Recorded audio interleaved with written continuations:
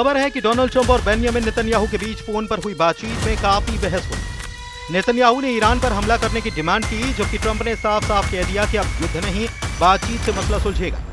साफ पता चल रहा है कि इजराइल ईरान के खिलाफ मिलिट्री एक्शन चाहता है।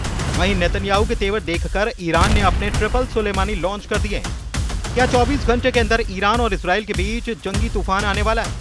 24 घंटे के अंदर ईरान और इजराइल के बीच टक्कर नहीं, क्या बड़ी तबाही वाला युद्ध शुरू होने वाला है? इजराइल से आ रही अटैक की धमकियों के बीच ईरान से आई है तीसरी बहुत बड़ी वार्निंग। इस चेतावनी में सीधे इजराइल को टारगेट करके प्लान नजर आ रहा है। ईरान में army commander major general Sayyed Abdul Rahim Mousavi ने कहा है कि इजराइल की हैसियत नहीं कि वो ईरान पर हमला कर पाए। अगर इजराइल एक और ऑपरेशन ट्रू प्रॉमिस चाहता है तो ईरान पूरी तरह से तैयार है। इस बार ईरान इजराइल का फुल एंड फाइनल करने की बात भी कह रहा है।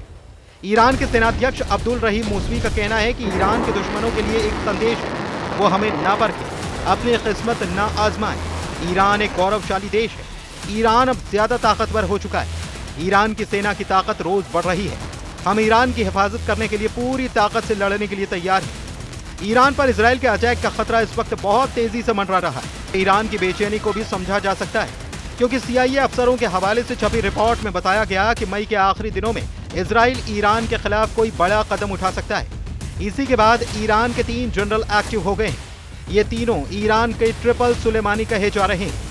ये हैं IRGC यानी कि ईरान रेवोल्यूशनरी गार्ड के प्रमुख मेजर जनरल हुसैन सलामी। दूसरे हैं IRGC की एरोस्पेस फोर्स के commander brigadier general Amir Ali Hajizadeh. तीसरे हैं ईरान की आर्मी ग्राउंड फोर्स के प्रमुख ब्रिगेडियर जनरल क्योमर्स हैदरी। इन तीनों को ईरान की लीडरशिप ने एक बड़ा ऑर्डर जारी कर दिया है। इन तीनों के अलावा अब नया नाम ईरान में army commander major general Sayyed Abdul Rahim Mousavi है, जो अब ईरान की मीडिया में हेडलाइन बन चुके हैं। मेजर जनरल मूसवी ने इजराइल से साफ साफ कहा है कि ईरान पर हमला करना उसके बस की बात नहीं, और अगर उसने ऐसी कोशिश की तो इजराइल के खिलाफ ऑपरेशन ट्रू प्रॉमिस अंजाम दिया जाएगा। ईरान की मीडिया से निकलकर अब यह खबर दुनिया भर में फैल रही है कि इजराइल और ईरान के बीच कुछ बड़ा होने वाला है। IRGC के प्रमुख मेजर जनरल हुसैन सलामी का दावा है कि जहां से भी ईरान पर हमला होगा वो हमारे टारगेट पर होगा। हम वहां हमले करेंगे जहां से दुश्मन जुड़ा हुआ है। इजराइल फुल एंड फाइनल वाले अटैक में ईरान ने बड़ा सबक सिखाने की बात कही है, जिसे रोकने की ताकत ना इजराइल के पास होगी और ना ही अमेरिका के पास। यही वजह है कि ईरान ने एक बार फिर से ऑपरेशन ट्रू प्रॉमिस का जिक्र कर दिया है। ईरान पहले 13 अप्रैल 2024 को और फिर 1 अक्टूबर 2024 को दिखा चुका है कि उसके पास ऐसी मिसाइल है जो लॉन्च होने के बाद 400 सेकंड के अंदर इजराइल में तबाही मचा सकती है। दोनों ही हमलों में ईरान ने बैलिस्टिक मिसाइल और ड्रोन का इस्तेमाल किया था। इन दोनों हमलों से साबित हो गया था कि इजराइल ईरान की रेंज में है और उसकी मिसाइलों को पूरी तरह से रोकना इजराइल के लिए मुमकिन भी नहीं है। ऐसे ही मिशन के लिए ईरान के तमाम जनरल इस वक्त चौकन्ने कर दिए गए। कमांडर हुसैन सलामी से लेकर आमिर अली हाजीजादे और जनरल हैदरी को बड़ी जिम्मेदारी सौंपी गई है। लेकिन इस बीच अमेरिका के राष्ट्रपति डोनाल्ड ट्रंप पर सबकी नजर है। ट्रंप ने कहा कि वो ईरान से परमाणु मुद्दे पर चल रही बातचीत से खुश है। अमेरिका के राष्ट्रपति डोनाल्ड ट्रंप का कहना है कि ईरान के साथ हमारी बहुत अच्छी बातचीत हुई, आगे देखते हैं क्या होता है। मुझे लगता है कि ईरान के मोर्चे पर हमें कुछ अच्छी खबरें मिल सकती हैं। इस तरह गाजा में हमास के साथ भी हम देखना चाहते हैं कि क्या हम उसे रोक सकते हैं। इजराइल से हम बात कर रहे हैं। ईरान के परमाणु कार्यक्रम की चीज से इजराइल कभी खुश नहीं रहा, जबकि ईरान ने कहा है कि वो अपनी शर्तों के हिसाब से बातचीत चाहता है। इसके मायने साफ हैं कि अगर इजराइल के दोस्त डोनाल्ड ट्रंप या कहें कि अमेरिका अब तक बातचीत से खुश हैं, तो इसका मतलब ये कि बातचीत इजराइल के पक्ष में आगे बढ़ रही है। लेकिन बातचीत से अगर ईरान भी खुश रहता है तो जाहिर है कि इजराइल को बड़ा नुकसान होने वाला है। ये परमाणु वार्ता के ऐसे समीकरण हैं जो इजराइल और ईरान के नफे नुकसान को समझा सकते हैं। इजराइल का इरादा है कि डील जो भी हो, ईरान का परमाणु कार्यक्रम तबाह हो जाना चाहिए। नेतन्याहू की डिमांड रही है कि ईरान का एटम बम हो या फिर उसके तमाम परमाणु ठिकाने सब फौरन खत्म कर दिए जाएं। यही इजराइल का फोकस है और इजराइल के इसी मकसद के खिलाफ अब ईरान के सर्वोच्च नेता आयतुल्लाह अली खामनेई ने ट्रिपल सुलेमानी को मैदान में उतार दिया है। IRGC यानी कि ईरान रिवोल्यूशनरी गार्ड के प्रमुख मेजर जनरल हुसैन सलामी ये ईरान की सबसे खतरनाक फोर्स के टॉप कमांडर हैं। दूसरे हैं IRGC के एरोस्पेस फोर्स के commander brigadier general Amir Ali Hajizadeh, जिनके सीने पर ऑपरेशन ट्रू प्रॉमिस को अंजाम देने वाला तमगा लगा है। और तीसरे हैं ईरान की आर्मी ग्राउंड फोर्स के प्रमुख ब्रिगेडियर जनरल क्योमर्स हैदरी, जिनकी ताजा वार्निंग ने इजराइल और अमेरिका के खेमे में हलचल पैदा कर दी है। इस इंटरव्यू में जनरल हैदरी ने कहा कि इजराइल और अमेरिका से खतरे पर पूरी तरह से उनकी नजर है। और हमारी उंगली ट्रिगर पर है। बस सर्वोच्च नेता अली खामनेई के ऑर्डर का इंतजार है। इजराइल के किसी हमले से निपटने के लिए ईरान की क्या तैयारी है, अब वो जरा देखिए। ईरान ने हर एंगल से दिखाकर बताया है कि उसके सबसे खतरनाक एयर डिफेंस मिसाइल क्या कर सकती है। यह है बावर 373। बावर 373 रेंज 200 किलोमीटर से भी ज्यादा है।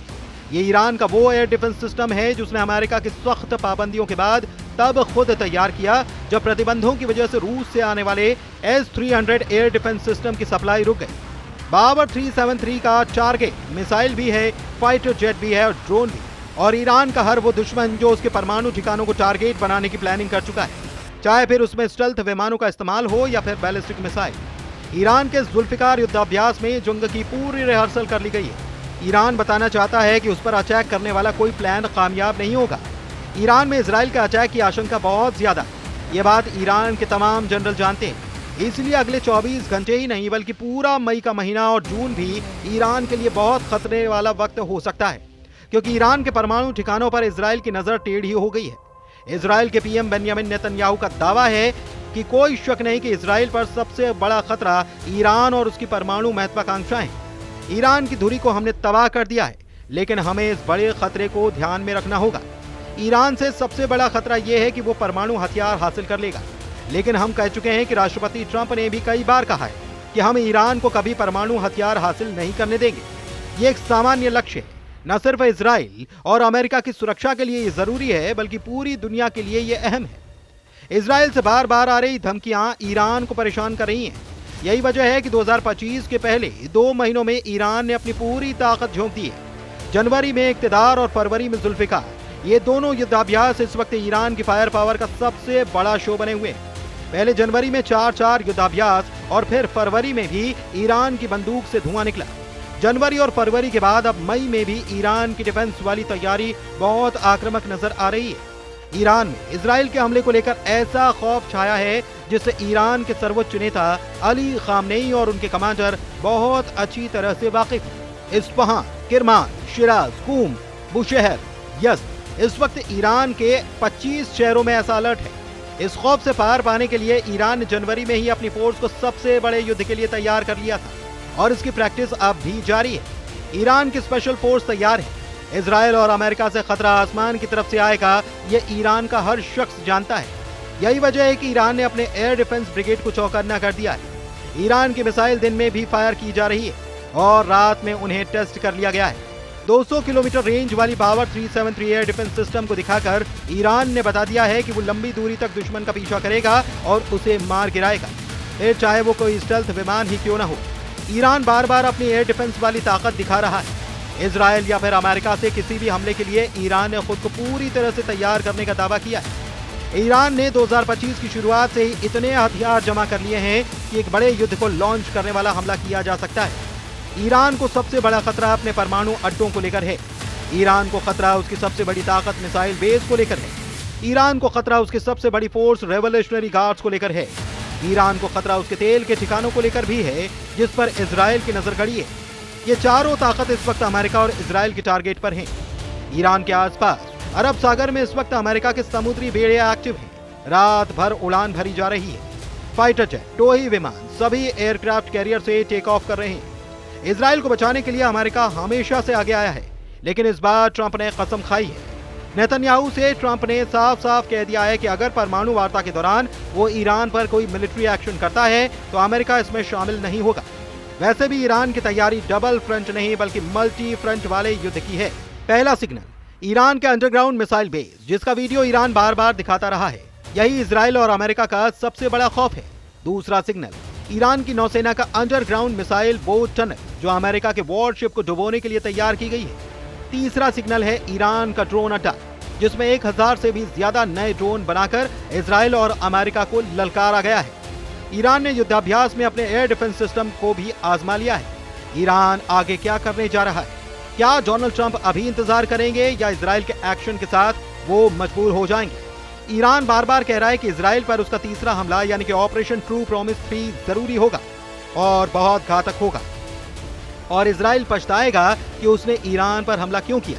इसलिए पूरे पश्चिम एशिया के लिए सिर्फ मई 2025 का महीना ही नहीं बल्कि आने वाला हर पल बहुत बड़े युद्ध को समेटे हुए है।